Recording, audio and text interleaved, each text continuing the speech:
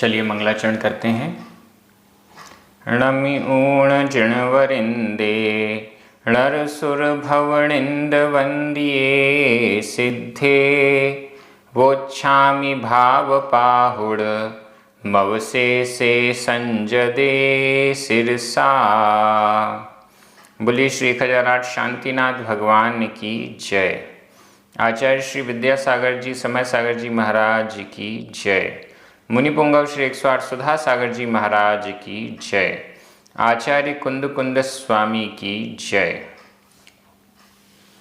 हम सभी बड़े ही सौभाग्यशाली हैं जो हमें आचार्य कुंद कुंद स्वामी के महान ग्रंथ अट्ठ पाहुड़ के अध्ययन का अवसर मिल रहा है। 5वां भाव पाहुड़ चल रहा है। भाव पाहुड़ में प्रतिदिन हम सभी दो गाथाओं का अध्ययन कर रहे हैं। उनका एक एक शब्द से अर्थ करके समझने का प्रयास कर रहे हैं। आज हम 2 गाथाओं का अध्ययन करेंगे, क्रमशः गाथा क्रमांक 148 और 149। ये दोनों गाथाएं बहुत सरल हैं लेकिन महत्वपूर्ण हैं। चलिए प्रारंभ करते हैं। गाथा क्रमांक 148। उच्चारण।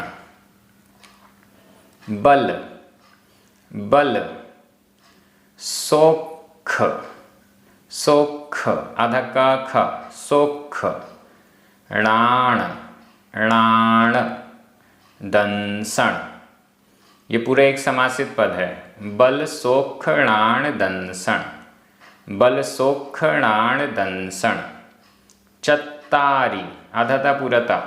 चत्तारी वी वी पायडा पायडा गुणा गुणा होन्ति होन्ति। णट्ठे आधा ठ णट्ठे। घाई चौके घाई चौके आधा का पूरा का चौके। लोया लोयम लोया लोयम। पयासेदी पयासेदी। बल सोखणाण दंसण बल सोखणाण दंसण। चत्तारि विपायडा गुणा होन्ति चत्तारि विपायडा गुणा होन्ति। णट्ठे घाई चौके णट्ठे घाई चौके। लोया लोयम पयासेदी लोया लोयम पयासेदी। बहुत अच्छी और एकदम सरल गाथा है। क्या होता है? कर्मों का नाश करके 4 घातिया कर्मों का नाश करके अरिहंत अवस्था की प्राप्ति होती है।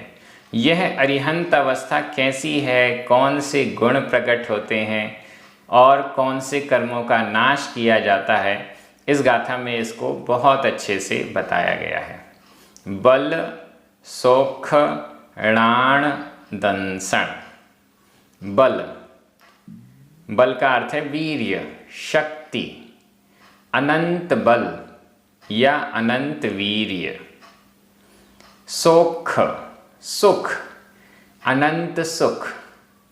णाण ज्ञान, अनंत ज्ञान, केवल ज्ञान भी कहते हैं। दंसण दर्शन, अनंत दर्शन या केवल दर्शन। ये अनंत चतुष्टय कहलाता है।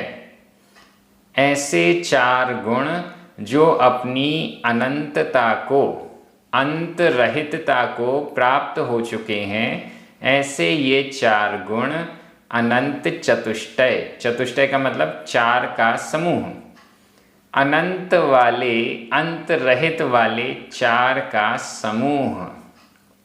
बल, वीर्य, शक्ति, सामर्थ्य कैसी है? अनंत है, कोई अंत नहीं है। ऐसी अनंत शक्ति, सामर्थ्य है।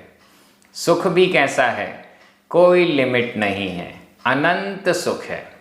अनंत काल के लिए सुख है, अनंत काल की अपेक्षा भी सीमा नहीं है और सुख की अपेक्षा भी सीमा नहीं है, क्वालिटी वाइज भी अंत रहित है।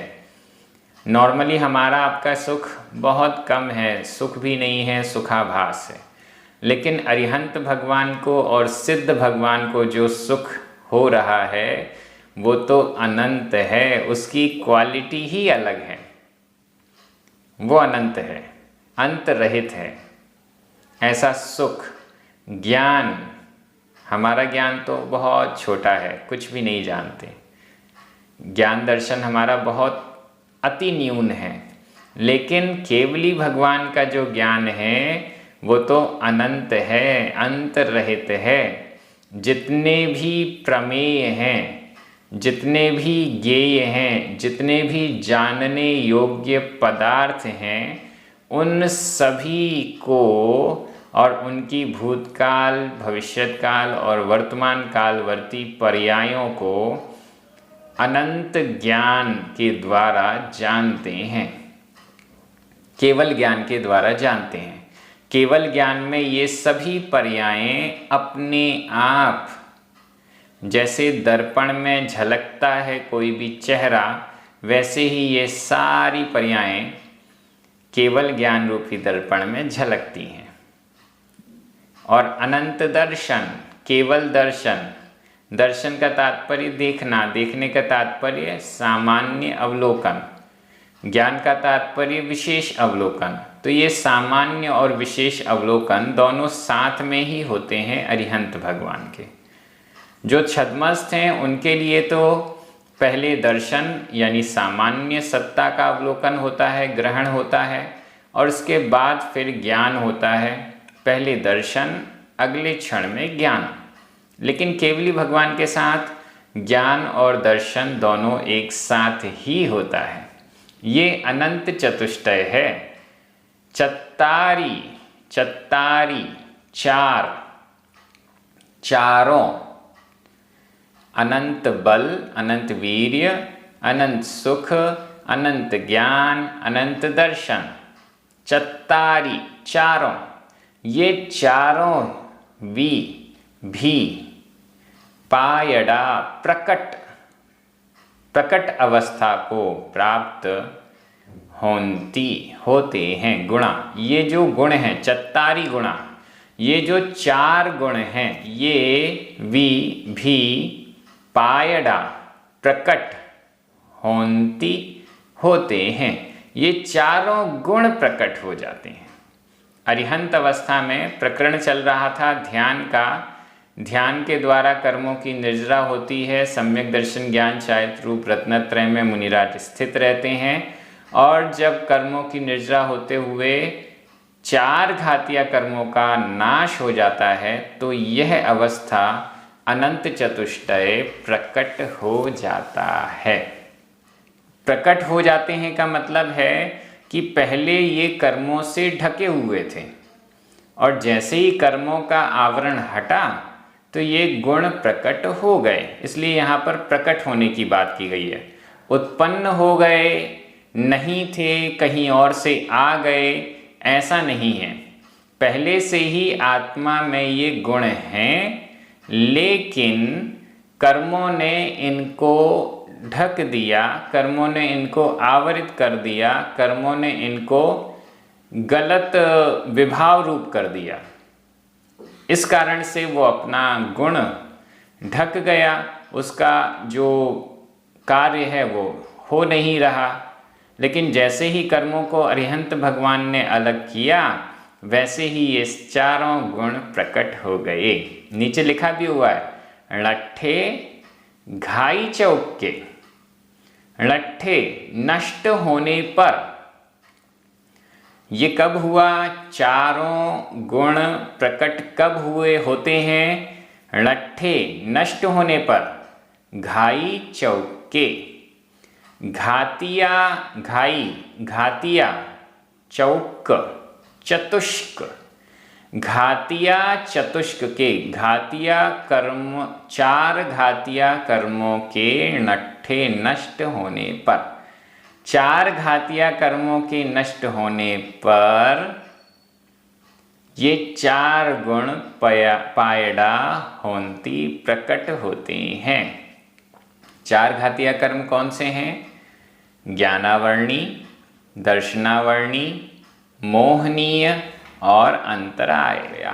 ऐसे चार घातिया कर्मों के क्षय से अनंत चतुष्टय पायड़ा होंती, अनंत चतुष्टय वाले ये जो गुण हैं, चारों गुण प्रकट होते हैं। बहुत अच्छा, एकदम सिंपल और सीधा सीधा यहाँ पर सिद्धांत है, कर्मों का नाश, गुणों का प्रकट होना। लोया लोयम, और क्या होता है? लोया लोयम, यहाँ संधि विच्छेद कर लें। लोय या में छोटा अ, अलोयम छोटा आ, ये दो छोटे आ मिलकर बड़ा आ हो गया। लोय अलोयम, लोया लोयम। लोक अलोक, लोकाकाश और अलोकाकाश।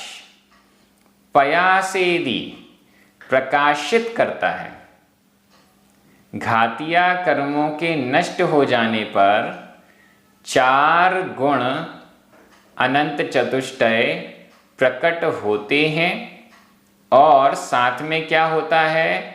लोकालोक को, लोकाकाश को और अलोकाकाश को, दोनों को ही पयासेदी प्रकाशित करता है।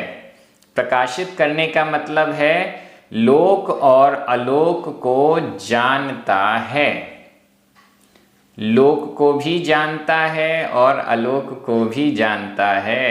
अरिहंत परमेष्ठी केवल ज्ञान के द्वारा उनके केवल ज्ञान में लोकाकाश और अलोकाकाश दोनों प्रकाशित होते हैं, प्रतिबिंबित होते हैं। लोक और अलोक में व्याप्त समस्त द्रव्य, उनकी सभी पर्यायें प्रकट हो जाती हैं, झलकने लग जाती हैं, ऐसा समझना चाहिए। ये बड़ी अच्छी गाथा है। लोक किसे कहते हैं, अलोक किसे कहते हैं? जहाँ छहों द्रव्य पाई जाती हैं उसे लोक कहते हैं, और जहाँ केवल आकाश द्रव्य ही पाई जाती है, अन्य कोई द्रव्य नहीं पाई जाती है, उसे अलोक कहते हैं। छह द्रव्य कौन सी हैं? जीव, पुद्गल, धर्म, अधर्म, आकाश और काल। ये छहों द्रव्य लोक में पाई जाती हैं, और इसके बाहर जितना भी अनंत आकाश है वो सारा अलोकाकाश है। इसमें धर्म अधर्म द्रव्य आदि नहीं होते हैं। इस कारण से आकाश वैसे तो एक ही है, लेकिन जितने हिस्से में ये छह द्रव्य टोटल हैं वो लोकाकाश, और शेष जो हिस्सा है उसे अलोकाकाश कहा जाता है।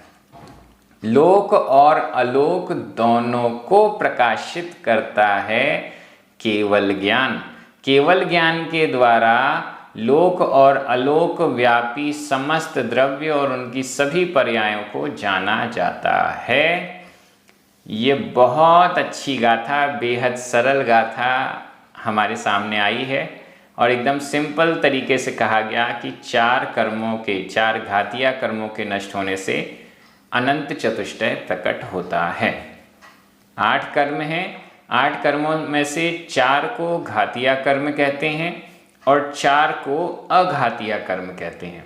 घातिया कर्म का मतलब है जो डायरेक्टली आत्मा के गुणों को प्रभावित करते हैं, वो घातिया कर्म है, और जो इनडायरेक्टली आत्मा के गुणों को प्रभावित करते हैं वो अघातिया कर्म है।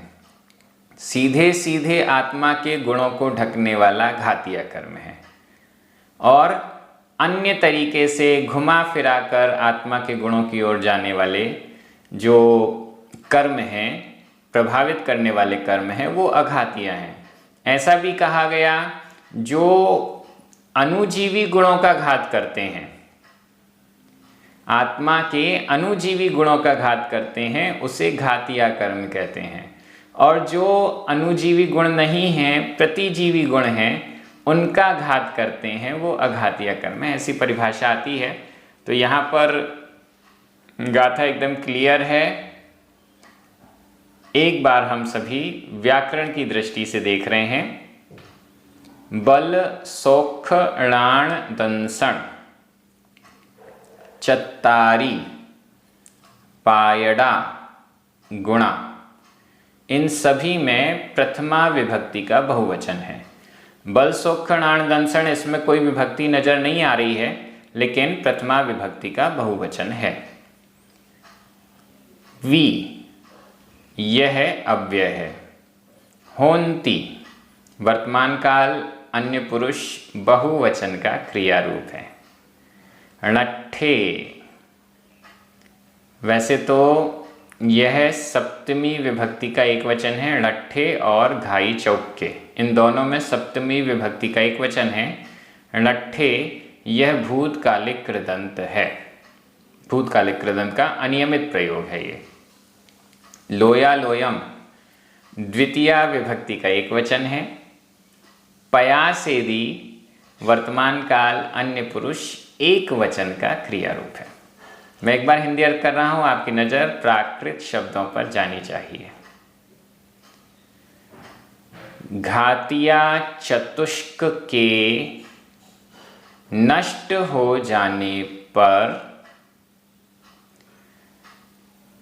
चार भी गुण अनंत वीर्य, अनंत सुख, अनंत ज्ञान और अनंत दर्शन, ये चारों भी गुण प्रकट होते हैं और लोक और अलोक को प्रकाशित करता है।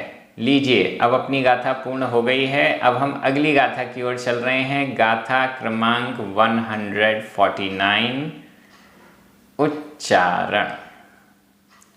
णाणी, णाणी, शिव, शिव, परमेठी, आधा ठ, परमेठी, सब्वण्हु, आधा व पूरा व, आधा ह, सब्वण्हु, विण्हु, आधा ह, विण्हु, चौमुहो, चौमुहो, बुद्धो, बुद्धो, आधा द ध, बुद्धो, अप्पो, अप्पो, आधा प पूरा प, अप्पो, वी, य, परमप्पो, आधा प पूरा प, परमप्पो, कम्म विमुक्को, आधा म पूरा म, कम्म विमुक्को, आधा का पूरा का, कम्म विमुक्को, य, होई, होई, फुडम, फुडम। णाणी शिव परमेठी, णाणी शिव परमेठी, सव्वण्हु विण्हु चौमुहो बुद्धो, सव्वण्हु विण्हु चौमुहो बुद्धो, अप्पो विय परमप्पो, अप्पो विय परमप्पो, कम्म विमुक्को यहोई फुडम, कम्म विमुक्को यहोई फुडम। बड़ी अच्छी और सिंपल सीधी सीधी गाथा है। कम्म विमुक्को, कम्म विमुक्को, कर्मों से विमुक्त, नीचे चौथे चरण में। कम्म विमुक्को, कर्म से विमुक्त।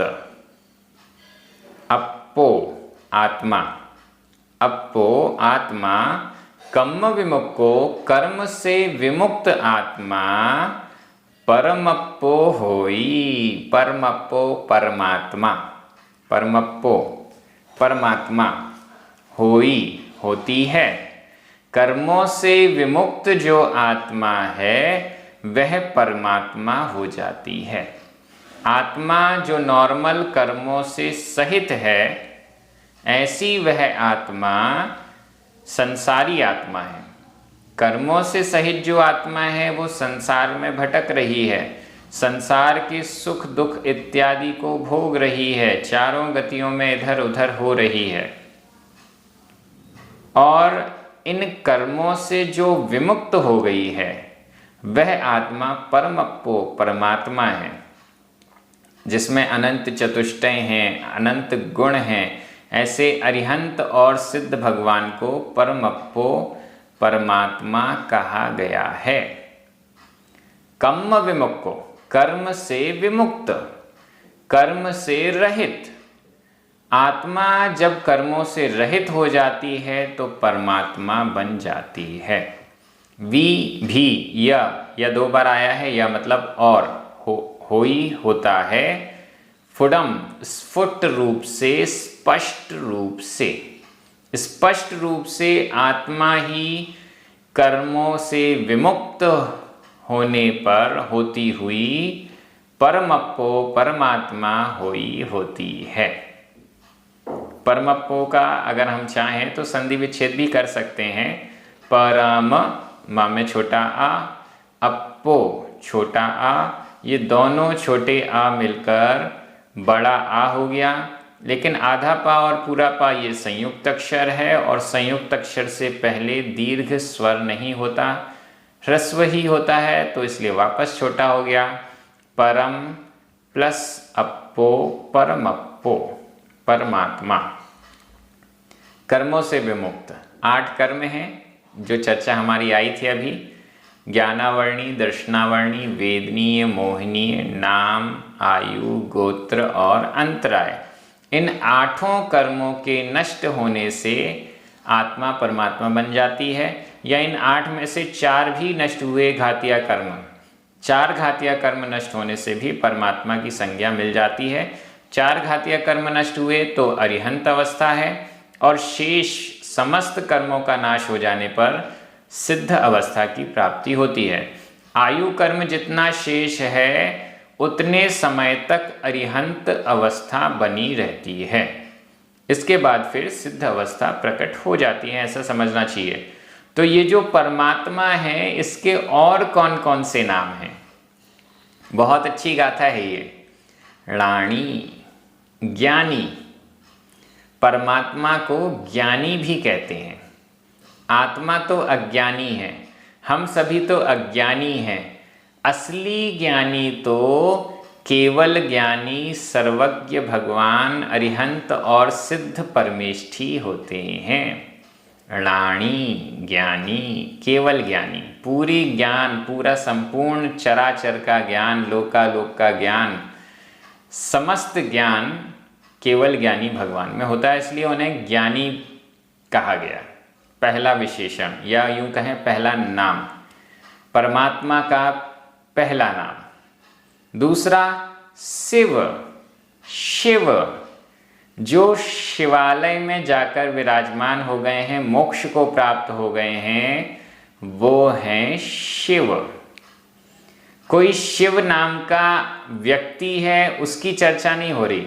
जो कर्म से विमुक्त है ऐसी आत्मा ही परमात्मा है और वह ही ज्ञानी है, वह ही शिव है। अलग अलग दृष्टि भी लगाएं, कुछ भी लगाएं, लेकिन कर्मों से विमुक्त होने पर ही ये संज्ञाएं सार्थक होती हैं, नहीं तो ये संज्ञाएं नाम मात्र हो जाएंगी। नाम है लेकिन गुण नहीं है। किसी का नाम हम सर्वज्ञ रख दें लेकिन वो तो क्लास 1 क्लास 2 में पढ़ रहा है, उसको थोड़ा भी ज्ञान नहीं है। तो ऐसे नाम वाले की पूजा, नाम वाले की भक्ति नहीं होती। ऐसे केवल नाम रख देने से कोई अरिहंत या सिद्ध नहीं हो जाता। कर्म विमुक्तो, कर्मों से विमुक्त होना जरूरी है, गुण होना जरूरी है। तो यहाँ परमात्मा को ही ज्ञानी, शिव आदि नामों से अलंकृत किया गया है। अन्य भी आचार्यों ने ऐसे नाम दिए हैं, लेकिन सबसे पहले मुझे लगता है शुरुआत आचार्य कुंद स्वामी ने यहाँ पर की है। परमेष्ठी, परमेष्ठी जो परम पद में स्थित हैं, जिनको राजा महाराजा व इंद्र भी नमस्कार करते हैं, वे परमेष्ठी कहलाते हैं। तो ये परमात्मा परमेष्ठी हैं। सवण्णु सर्वज्ञ, सर्व को जानने वाले। णाणी ज्ञानी का अर्थ भी सर्वज्ञ है और सर्वज्ञ का अर्थ भी ज्ञानी है। सर्व को, सर्व को, सभी द्रव्यों को, एक भी द्रव्य ऐसी नहीं है जिसको सर्वज्ञ भगवान परमात्मा केवली अरिहंत और सिद्ध भगवान जानते ना हो। विण्णु, विण्णु का अर्थ है व्याप्त, जो लोकालोक में व्याप्त हैं। व्याप्त हैं मतलब ज्ञान के द्वारा वो पूरे लोक और अलोक को जान रहे हैं। इस दृष्टि से लोक और अलोक में व्याप्त हैं, इसलिए उन्हें विष्णु, विष्णु कहा गया है। अरिहंत भगवान को ही, सिद्ध भगवान अरिहंत और सिद्ध परमेष्ठी को ही विष्णु, विष्णु कहा गया है। चौमुहो, चौ चार, मुह मुख, चार मुख वाले। जब समव शरण में अरिहंत परमेष्ठी विराजमान होते हैं तो चारों दिशाओं से देखने वाले व्यक्तियों को उनका मुख ऐसा लगता है कि वो मेरी तरफ ही देख रहे हैं। चारों दिशाओं से, चारों दिशाओं से जो देव देख रहे हैं, मनुष्य, तिर्यंच आदि सब देख रहे हैं, सबको लगता है भगवान तो मेरी तरफ ही देख रहे हैं। इस कारण से उनके चतुर्मुख यह संज्ञा दी गई है। बुद्धो, बुद्ध जो ज्ञानी हैं, जो बोधित हैं, जो बोध को प्राप्त कर चुके हैं, वे बुद्ध हैं। यह संज्ञा भी कर्म से विमुक्त होने वाले परमात्मा को दी गई है। ये सारे नाम हैं ज्ञानी, शिव, परमेष्ठी, सर्वज्ञ, विष्णु, चतुर्मुख, बुद्ध, परमात्मा और भी जो जो नाम 1008 नाम रखे जाते हैं। नामावली 1008 सहस्त्र नामों से हम भगवान के गुणों का कीर्तन करते हैं।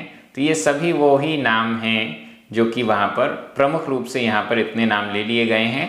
तो ये गाथा बड़ी महत्वपूर्ण है। गुणों की हमारे यहाँ पूजा है, नाम की या किसी व्यक्ति विशेष की पूजा अर्चना नहीं है।